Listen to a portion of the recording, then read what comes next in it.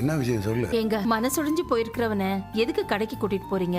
சரவணி சும்மா வீட்லயே இருந்தாலும் கண்ட எடுத்து நினைச்சுக்கிட்டு இன்னும் குழப்பமாயிருக்கேன். கடைக்கு வந்து வேலையை பார்த்தானாக்க இந்த பிரச்சனையை பத்தி யோசிக்காம இருப்பேன்னு நினைச்சேன். இந்நேரம் ஊர் முழுக்க நம்ம விஷயம் எல்லாம் பரவி இருக்கும். ஆளுங்க கண்ணு காது மூக்கு வச்சு பேச ஆரம்பிச்சிருப்பாங்க. வேற எங்க சரவணன் கண்ணுல பட்டா கழுகு கொத்துற மாதிரி கொத்தி ஏதாவது கேள்வி கேட்டு அவனை நோக அடிச்சிருவாங்க. ஒன்னும் கவலைப்படாத, சரவணனை யாரும் எதுவும் பேசாம நான் பாத்துக்கிறேன். அழுது இவளுக்கு ஏதாச்சும் ஆயிருமோன்னு எனக்கு பயமா இருக்கு. அக்கா அழாதீங்க. எம்ஏ படிச்சிருக்கான்னு சொல்லி வேலைக்கு சேர்த்தாதாமா தப்பு. நாங்க கல்யாணம் தானமா பண்ணி வச்சோம். வயசு வித்தியாசம்னு பார்த்தா கூட என்ன ஒரு 2 வயசு தானமா வித்தியாசம். நீங்க அவளை பொய் சொன்னதுதான் வீட்டுல யாராலையுமே ஏத்துக்க முடியல. கல்யாணத்துக்கு பிறகு கூட பல சந்தர்ப்பங்கள்ல நான் உண்மையெல்லாம் சொல்லிடலான்னு தான் நினைச்சேன். இவங்களுக்கு போன் பண்ணி கேட்கவும் செஞ்சேன். இவங்க தான் இப்ப இந்த உண்மையை சொல்லிடாத, எப்படியாவது சமாளின்னு சொல்லி இந்த நிலைமைக்கு கொண்டு வந்துட்டாங்க. என்கிட்டயோ ராஜுகிட்டயோ சொல்லிருக்கலாம்ல. உங்களை வேலைக்கு போக சொல்லி மாமா சொல்லும் போது நீங்க வேணான்னு சொன்னீங்களே, அப்பவே எங்களுக்கு தப்பா தெரிஞ்சுச்சு. நாங்க உங்ககிட்ட கேட்கவும் செஞ்சோம்ல. ப்ளீஸ் தப்பவாவது நீங்க சொல்லிருக்கலாம்ல.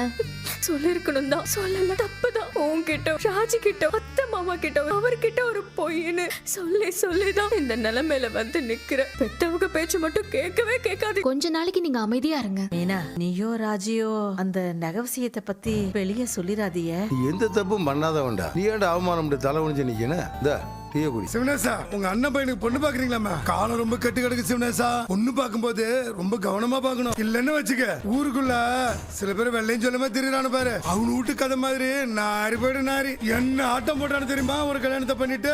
இப்ப பாரு மொத்தமா அடங்கி போய் நிக்கிறானு. பட்ட அவமானத்துக்கு அவனுக்கு இடத்துல நம்ம மட்டும் இருந்தோன்னு வச்சுக்க, ஒரு வாரத்துக்கு வீட்டை விட்டு வெளியே வர மாட்டோம். இல்லன்னா தூக்கில தொங்கி இருப்போம். நாம பதில் சொன்னா அவர் வேற ஏதாவது பேசுவாரு. அது எனக்கு தானப்பா அசிங்கம். இப்ப நடு ரோட்லயே வச்சு அசிங்கப்படுறதுக்கு எனக்கு தெம்பு இல்லப்பா. போலாம்ப்பா, வாங்க. எந்திரிச்சு வாமா, சாப்பிடலாம். உனக்கும் இவளுக்கும் கல்யாணம் பண்ணி வச்சு எனக்கு எதுவுமே தெரியாதுன்னு ஒரு பொய்ய உங்க அப்பா கிட்ட நான் சொன்னேன்டா. அதை தவிர இத்தனை வருஷ வாழ்க்கையில நான் ஒரு பொய்ய கூட சொன்னது இல்லடா. ஒரு பொய்க்கே நான் எவ்வளவு குற்ற உணர்ச்சி அனுபவிச்சேன்னு உனக்கு தெரியுமாடா? எப்படா அப்படி இருப்பா? எனக்கு யோசிக்க பைத்தியமே பிடிச்சிடும் போல இருக்குடா. எனக்கு பிரச்சனைனா நான் எதிர்த்து நின்னுடுவேன்டா. பிள்ளைங்களுக்கு ஒண்ணுன்னா என்னால தாங்க முடியலடா. வேற என்னக்கா வேணும்? 1/2 கிலோ வெல்லம் கொடு. இல்லக்கா, வெல்லம் இல்ல, சாயந்தரம் தான் வரும். வெள்ளம் காலையிலேயே வந்துருச்சு. என்ன சித்தப்பா கவனத்தை எங்க வச்சுட்டு வியாபாரம் பாக்குறீங்க? வேறங்க அவர் அக்கா வீட்டுல தான்.